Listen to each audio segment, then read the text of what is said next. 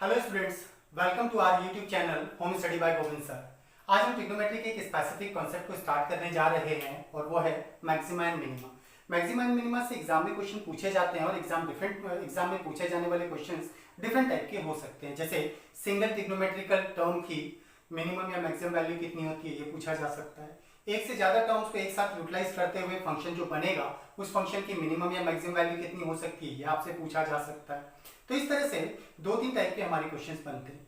अब minimum and maximum के कुछ स्पेसिफिक फॉर्मेट के क्वेश्चंस ही एग्जाम में पूछे जाते हैं, इसलिए एग्जाम ओरिएंटेड फॉर्मेट को ही डिस्कस करेंगे हम अपने सेशन में। तो स्टार्ट करते हैं। आज हम स्टार्ट करने जा रहे हैं सिंगल ट्रिग्नोमेट्रिकल टर्म के लिए मिनिमम या मैक्सिमम की वैल्यू आइडेंटिफाई करने के रिगार्डिंग क्वेश्चन के फॉर्म में। ओके, अब सिंगल ट्रिग्नोमेट्रिकल टर्म के लिए क्वेश्चन कैसा बनेगा, लाइक सपोज आपसे कहा गया 7 sin 30 डिग्री प्लस 5, इस फंक्शन की एक सिंपल सा फंक्शन लिया हमने, इस फंक्शन की मिनिमम वैल्यू आइडेंटिफाई करनी है, कितना हो मिनिमम वैल्यू। तो मिनिमम वैल्यू के लिए अगर हम देखें तो sin 30 की वैल्यू तो हमें पता है sin 30 की वैल्यू कितनी होती है, दैट इज 1/2। 7 इसके साथ इनटू में है एंड 5 कांस्टेंट टर्म प्लस में एज इट इज रहेगा। हम मिनिमम या मैक्सिमम वैल्यू केवल और केवल ट्रिग्नोमेट्रिकल टर्म की ही निकाल सकते हैं, इनके साथ यूज किए जाने वाले constant terms as it is use किए जाते हैं। जैसे 7 एज इट इज एंड 5 को एज इट इज यूज किया जाता है, छोड़ा नहीं जाता, एज इट इज यूज करते हैं। तो ऐसे में that would be 7/2 and plus 5, it means 5 to 10 17/2 इस फंक्शन की मिनिमम वैल्यू होनी चाहिए। अगर हमसे कहा जाए इसी फंक्शन की मैक्सिमम वैल्यू आइडेंटिफाई करो, तो मिनिमम या मैक्सिमम तो ट्रिग्नोमेट्रिकल टर्म की ही निकाली जाती है वैल्यू, और ट्रिग्नोमेट्रिकल टर्म sin 30 की वैल्यू कांस्टेंट है, दैट इज 1/2। 7 इसके साथ एज इट इज एंड 5 इसके साथ प्लस में, that means that will be again 7/2 plus 5 5 to 10 and 17/2। Minimum value भी इसकी 17/2 आई, मैक्सिमम वैल्यू भी 17/2 आई, but remember students minimum and maximum value कभी भी बराबर नहीं होती हैं, ये हमेशा अलग अलग होनी चाहिए। अगर मिनिमम और मैक्सिमम वैल्यू सेम हो रही है तो इसका मतलब या तो हम कहीं गलत कर रहे हैं या फिर हमें दिया गया क्वेश्चन ही गलत है। अब हम गलत नहीं कर रहे क्योंकि sin 30 की वैल्यू तो 1/2 ही रहेगी, आप मिनिमम निकालिए मैक्सिमम निकालिए, वो तो चेंज नहीं होता। तो अगर हम गलत नहीं कर रहे हैं तो इसका मतलब दिया गया क्वेश्चन हमें गलत है। तो अब इस क्वेश्चन में गलती क्या है? एक्चुअली हम मिनिमम और मैक्सिमम वैल्यूज एग्जैक्टली फाइंड करने की बजाय हम केवल और केवल वैल्यूज को गेस कर रहे होते हैं कि इसकी मिनिमम वैल्यू क्या हो सकती है, मैक्सिमम वैल्यू क्या हो सकती है, हम ये गेस करते हैं। और गेस करने के लिए angular value of the trigonometrical ratio, जो ट्रिग्नोमेट्रिकल रेशियो की एंगुलर वैल्यू दी गई है वो कांस्टेंट नहीं होनी चाहिए। ये वैल्यू हमें कांस्टेंट नहीं चाहिए, ये कांस्टेंट नहीं होनी चाहिए, दैट शुड बी वेरिएबल, ये वेरिएबल होना चाहिए, तभी हम फंक्शन की मिनिमम या मैक्सिमम वैल्यू फाइंड करते हैं। दैट मींस किसी भी ट्रिग्नोमेट्रिकल फंक्शन की अगर मिनिमम या मैक्सिमम वैल्यू फाइंड करनी है तो हमें दिए जाने वाला ट्रिग्नोमेट्रिकल रेशियो का एंगल कांस्टेंट नहीं होना चाहिए, वेरिएबल होना चाहिए। Clear students? लेट फंक्शन में 30 डिग्री की जगह कोई वेरिएबल फॉर्मेट का एंगल लेते हैं, तो वेरिएबल में थीटा ले सकते हैं। अब एंगल यहाँ क्या लिखा है वेरिएबल फॉर्मेट में डजंट मैटर, थीटा हो सकता है, ये 3θ/4 हो सकता है, कुछ भी वेरिएबल फॉर्मेट के एंगल से एंगल की वैल्यू होनी चाहिए। Theta is a variable value, theta एक वेरिएबल है, इसलिए हम ऐसे फंक्शन की मिनिमम या मैक्सिमम वैल्यू आइडेंटिफाई कर सकते हैं।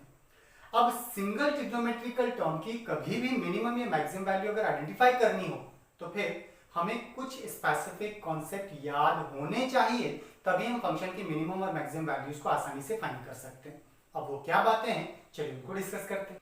एक सिंगल ट्रिग्नोमेट्रिकल टर्म के लिए मिनिमम या मैक्सिमम वैल्यू आइडेंटिफाई करने के लिए आपको सारे ही ट्रिग्नोमेट्रिकल रेशनल वैल्यूज के वेरिएबल फॉर्मेट के एंगल के लिए इनकी मिनिमम और मैक्सिमम वैल्यूज पता होनी चाहिए।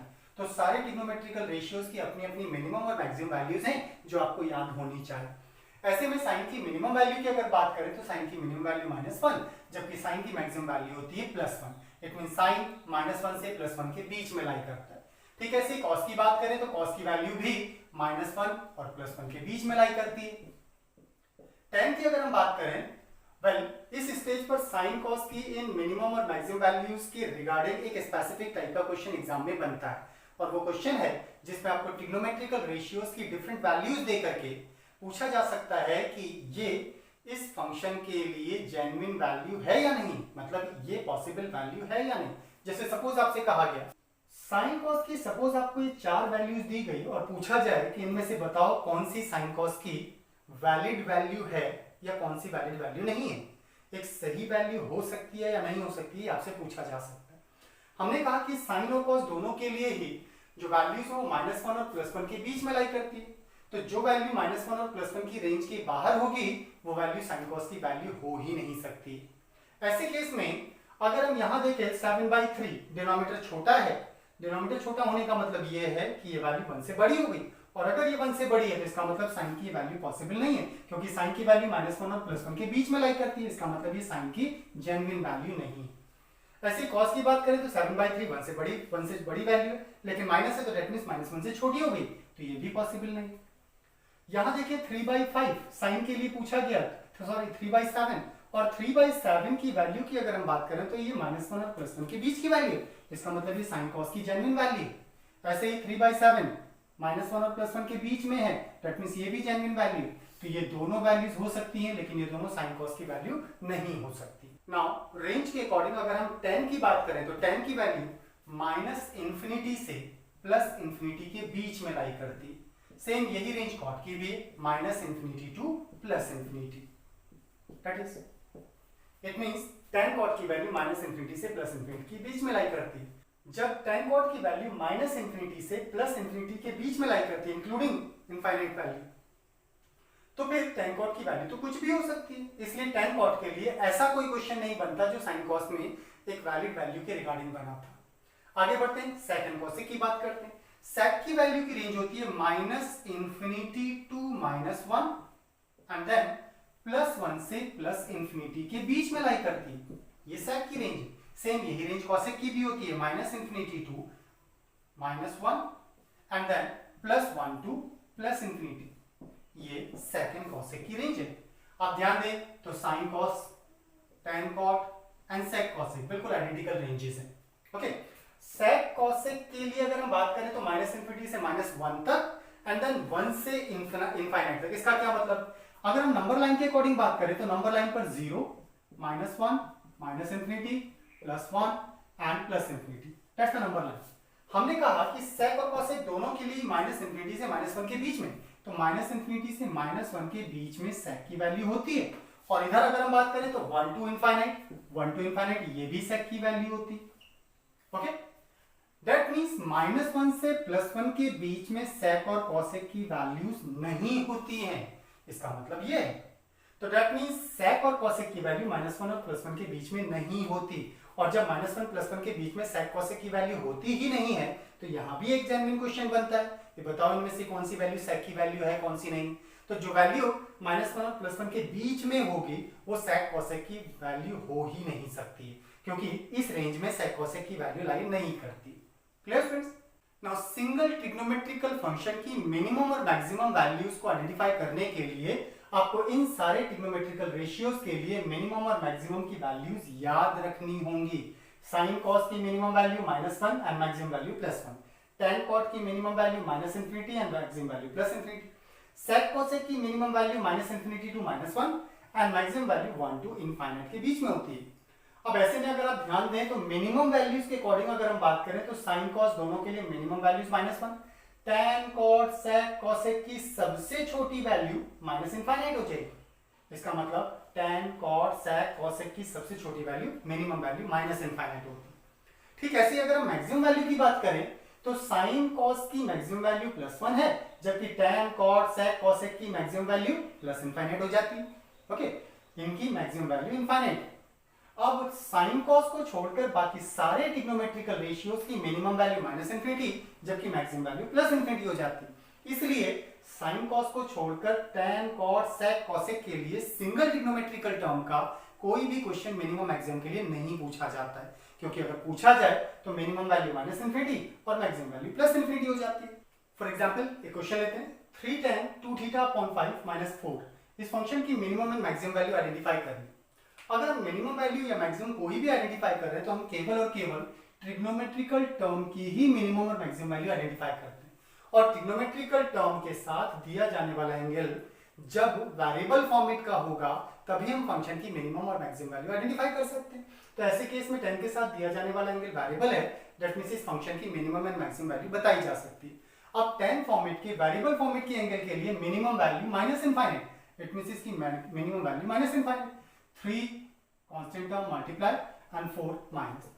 नाउ माइनस इनफाइनाइट की 3 से मल्टीप्लाई करेंगे तो माइनस इनफाइनाइट ही रहेगा, इसमें से कुछ भी माइनस करेंगे वो भी इनफाइनाइट रहेगा। सो फंक्शन की मिनिमम वैल्यू माइनस इनफाइनाइट हो जाती है। ऐसे ही अगर इस फंक्शन की मैक्सिमम वैल्यू की बात करें तो tan फॉर्मेट के वेरिएबल फॉर्मेट की एंगल की मैक्सिमम वैल्यू इनफाइनाइट होती है। सो इनफाइनाइट 3 कांस्टेंट टर्म मल्टीप्लाई में एंड माइनस 4, इनफाइनाइट के साथ किसी भी टर्म का मल्टीप्लाई या इसमें से कुछ भी माइनस कीजिए that would be infinite. That means इस फंक्शन की मिनिमम वैल्यू माइनस इनफाइनाइट और मैक्सिमम वैल्यू प्लस इनफाइनाइट है। दैट मींस साइन कॉस को छोड़कर किसी भी ट्रिग्नोमेट्रिकल टर्म के लिए अगर मिनिमम वैल्यू पूछी जाती है तो माइनस इंफिनिटी और मैक्सिमम वैल्यू पूछी जाती है तो प्लस इंफिनिटी ही होती है, इसलिए इसे सॉल्व करने की जरूरत नहीं।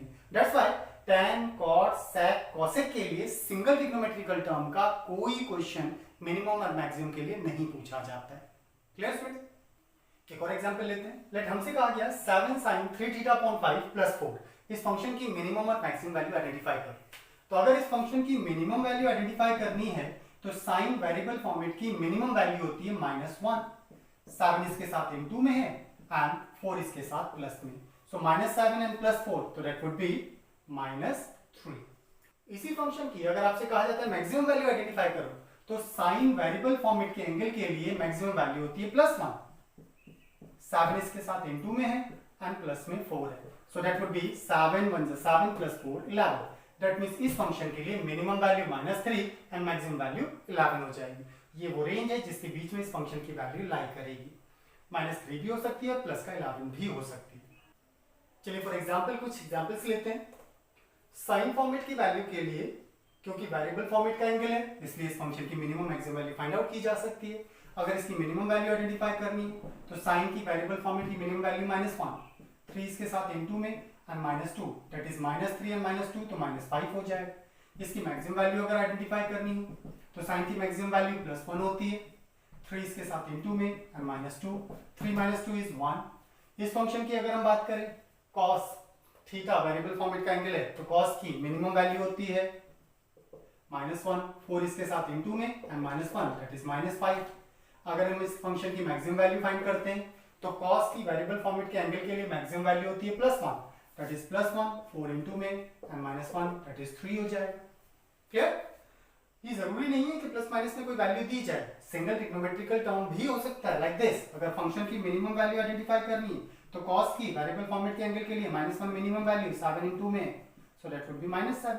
मैक्सिमम वैल्यू cos की थीटा वेरिएबल फॉर्मेट के एंगल के लिए मैक्सिमम वैल्यू +1 होती है that is 7 into +1 that means 7 हो जाएगा। ठीक इसी तरह से अगर इस फंक्शन की मिनिमम वैल्यू आइडेंटिफाई करनी है तो साइन की वेरिएबल फॉर्मेट के एंगल के लिए मिनिमम वैल्यू -1, 99 इनटू में है that means that would be -99। इस फंक्शन की अगर मैक्सिमम वैल्यू आइडेंटिफाई करनी है तो maximum value sine variable format 1 99 into में so value will be 99।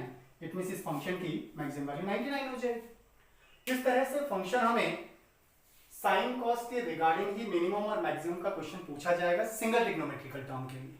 Next function है हमारा 3 - 4 cos 5 थीटा अपॉन 9। इस फंक्शन के लिए minimum and maximum values identify करनी है। चलिए ट्राई करते हैं।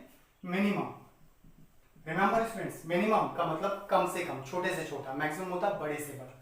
अगर मिनिमम वैल्यू निकालनी तो cos की मिनिमम वैल्यू होती है -1, 4 इसके साथ इनटू में 3 माइनस तो that would be 3 minus minus plus 4 it means 7। तो इस फंक्शन की मिनिमम वैल्यू 7 होनी चाहिए।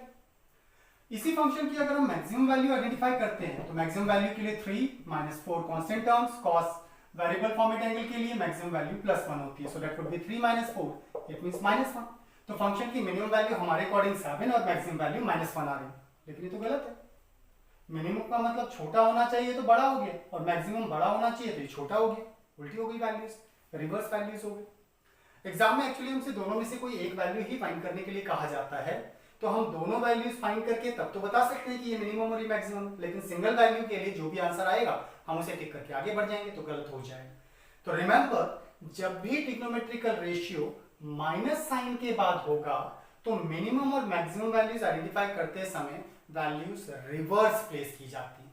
इसका मतलब मिनिमम निकालने के लिए cos की मैक्सिमम वैल्यू प्लेस करेंगे और मैक्सिमम निकालने के लिए cos की मिनिमम वैल्यू प्लेस करेंगे। That is this one. Clear? तो जब भी ट्रिग्नोमेट्रिकल टर्म माइनस साइन के बाद होगा वैल्यूज रिवर्स प्लेस की जाती है। मिनिमम निकालना है तो मैक्सिमम प्लेस कर दीजिए वैल्यू, और अगर मैक्सिमम निकालना है तो मिनिमम वैल्यू प्लेस की जाती है। क्लियर? तो ऐसे में मिनिमम वैल्यू निकालनी है तो cos की मैक्सिमम वैल्यू प्लेस करेंगे जो कि +1 होती है। सो 3 - 4 that means that would be 3 - 4 it means -1 हो जाए, दैट्स द मिनिमम वैल्यू। और अगर मैक्सिमम वैल्यू आइडेंटिफाई करनी है तो फिर मिनिमम वैल्यू प्लेस करेंगे जो कि -1 है। 3 - प्लस इट मींस +7 हो जाए, दैट्स द वैल्यू। क्लियर? याद रखिएगा जब भी ट्रिग्नोमेट्रिकल टर्म क्वेश्चन कैसा भी दिया हो, किसी भी स्पेसिफिक कंडीशन का हो, अगर ट्रिग्नोमेट्रिकल टर्म माइनस साइन के बाद है तो minimum maximum values reverse values को प्लेस करके फाइंड किया जाता है। मैक्सिमम निकालने के लिए मिनिमम प्लेस करेंगे और मिनिमम निकालने के लिए मैक्सिमम वैल्यू प्लेस करके आंसर निकालना होता है। वेल, मिनिमम मैक्सिमम का सिंगल ट्रिग्नोमेट्रिकल टर्म्स के रिगार्डिंग कॉन्सेप्ट हमारे पास ये था। नेक्स्ट वीडियो लेक्चर में हम एक से ज्यादा ट्रिग्नोमेट्रिकल टर्म को एक साथ लेकर मिनिमम और मैक्सिमम वैल्यूज आइडेंटिफाई करने के कॉन्सेप्ट को डिस्कस करेंगे। तो आज के लिए इतना ही रखते हैं। अगर वीडियो लेक्चर पसंद आया हो तो प्लीज हमारे चैनल को सब्सक्राइब, लाइक एंड शेयर जरूर कीजिएगा। आज के लिए इतना ही। Thank you students, thank you.